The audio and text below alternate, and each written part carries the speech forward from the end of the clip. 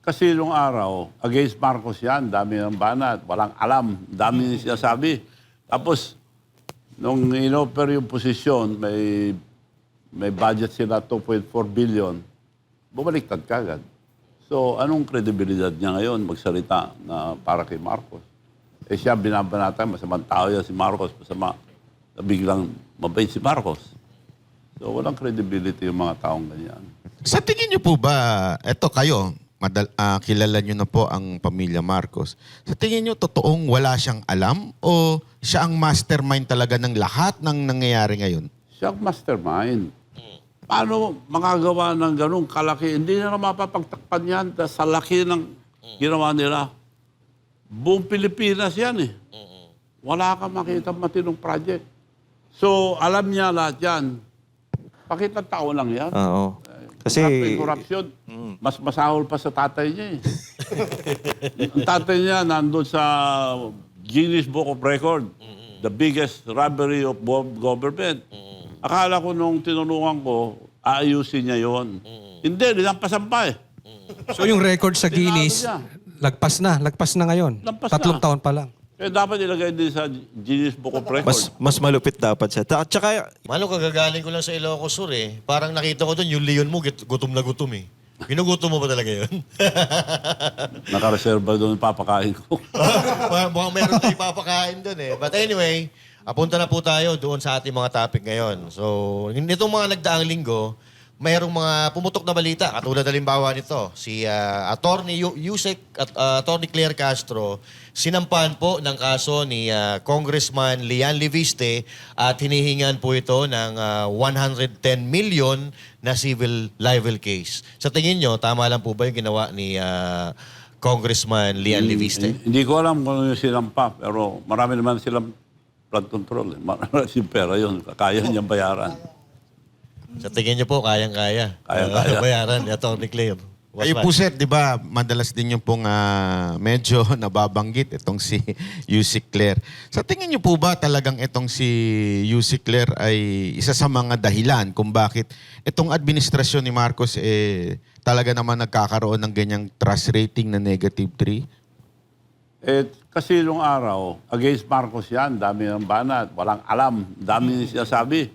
Tapos, nung inoffer yung posisyon, may budget sila 2.4 billion, bumaliktad kagad.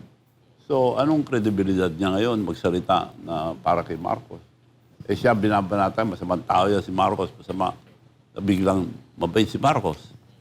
So, walang credibility yung mga taong ganyan. Hindi na. So sa tingin nyo, Manong Chavit, yung 2.4 billion napunta sa kanya. Posibleng napunta sa kanya. Ang budget nila sa opisina nila. Ewan ko kung meron din allocable. Dahil Ano yun? Isang taon o yun ang talagang buong budget hanggat budget nila yun. sa kabuuan? Isang taon yun, sa isang taon. Isang taon. No? Aba, malaki pala, 2.4 billion. Magkano kaya kay Auntie Claire doon? Iba pa sweldo nun. Iba pa sweldo. Paano ka babaliktad agad? Malaki usapan.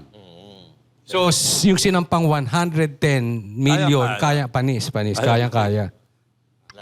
Kayo po, Manong Chavit, kayo nakita nyo na po ang maraming presidenteng dumaan. At nakita nyo na rin po yung klase ng mensahe ang binibigay ng mga administrasyon. Sa tingin nyo po ba itong administrasyon na ito, tama lang ang kanilang mensaheng binibigay sa tao? O ano ang mga pagkukulang na sa tingin nyo sana'y nagawa nila para at least medyo yung mga tao naman ay maging kumpiyansa sa gobyerno? Wala nang kredibilidad ang presidente dahil ang survey sa kanya, -20 na eh. So, hindi totoo yung mga sinasabi na nakagawa siya ng 5,500, more than 5,500 na flood control project. Ni isa, wala akong makita eh.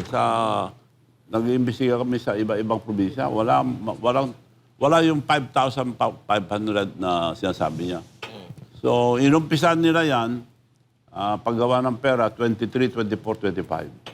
Na pinakamalaki na 25. So, Manong, bilang si Marcos Jr. ay tiga Ilocos Norte, ano po bang mga magagandang nagawa doon ni Marcos Jr. sa mismong lugar niya? Well, sa nakita ko, walang maganda dahil tanong-tanong ako doon sa mga mayors. Talagang palpak lahat yung mga iba ghost project. Paano hindi maging ghost project? Dahil, halimbawa, yung kay Diskaya, 3.4 billion ang binigay. Bayad siya kagad ng 25%. Yun ang para kay Presidente. So, si Diskaya, pagbayad, ipapasa niya dahil napakarami. Pero binabayaran agad siya ng Public Ukraine Highways. Kaya madali silang ng pundo dahil bayad lahat. So sa madaling salita, Manong Chavit, yung sa Ilocos Norte, involved din na contractor itong si Diskaya. Ngayon, kasi may kaso si Diskaya eh. Bakit hindi iniimbestigahan ng presidente kung siya yung... Si Diskaya nagsasabi totoo. Siya unang inimbestiga eh. So, lahat yung sinabi niya totoo, kaya kinulong. Dapat sila ang testigo dahil sila nakakaalam yung mga project. Dahil nagsasabi ng totoo, siya ang sinampa ng kaso. Dahil ayaw niyang bumaliktad. Yun. Siya sabi ang totoo. Unang-una sinabi niya, sino mga binigyan yung pera? Unang binanggit, si Calatrava. Sino si Calatrava? Siyang USEC or USEC ng Office of the President sa Visayas. Siya ang tumatanggap ng mga 25%. Sabi ni Diskaya. Nung sinabi yun sa ICI, wag mo ilagay yan, sabi. Dahil sila Calatrava, ang asawa niya, kapatid yung asawa ni Martin Romualdez. Ay, yun. So may connection pala talaga. So, yung chairman ng ICI, siya nagsasabi. Kaya wala nang kredibilidad yung nag-alisa na nga lahat yung ICI na yan. So, ibig sabihin, Manong, kahit na may sabihin yung sa ICI against to President, pinapakancel, ganun. Kasi sabi Pero niya, pa-cancel. Like yung sinabi niya, huwag niyo pwedeng bigyan yan. Tiyanggal. Tapos sinabi pa, nagbigay kami ng 20 million kay Speaker Martin Romualdez, pinagawa yung radio station niya. Tinanggal din. So, pinipili lang ilagay yun. Kanina pag-usapan po natin yung 5,500 na flood control project. May pinapalabas sila ngayon na mali daw po yung figure na ibinigay ni dating Secretary Bunoan kay Pangulong Bongbong Marcos. So, yun po ang iniimbestigahan nila ngayon. Ano masasabi niyo po doon? Well, bago siya nagsalita, kung totoo yan, dapat presidente siya, wala siyang alam. Si Claire Castro na nagsabi niyan, wala siyang alam. Totoo yung sinasabi ni Claire Castro na walang alam. Sa tingin niyo po ba, eto kayo, kilala niyo na po ang pamilya Marcos. Sa tingin niyo, totoong wala siyang alam o siya ang mastermind talaga ng lahat ng nangyayari ngayon? Siya ang mastermind. Paano makagawa ng ganung kalaki? Hindi na mapapagtakpan yan sa laki ng ginawa nila. Buong Pilipinas yan eh. Wala kang makita matinong project. So, alam niya lahat yan. Nung tatlo nag-uusap noon, dalawa lang muna sila. Saldi saka Hindi niya binuko yung mga senador. So, ginawa niya, gumawa pa sila ng pera. Kasi alam niya senador siya noon eh. May kaso nga siya eh.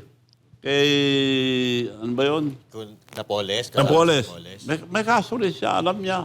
Active pa po yun hanggang ngayon, yung kaso na yun.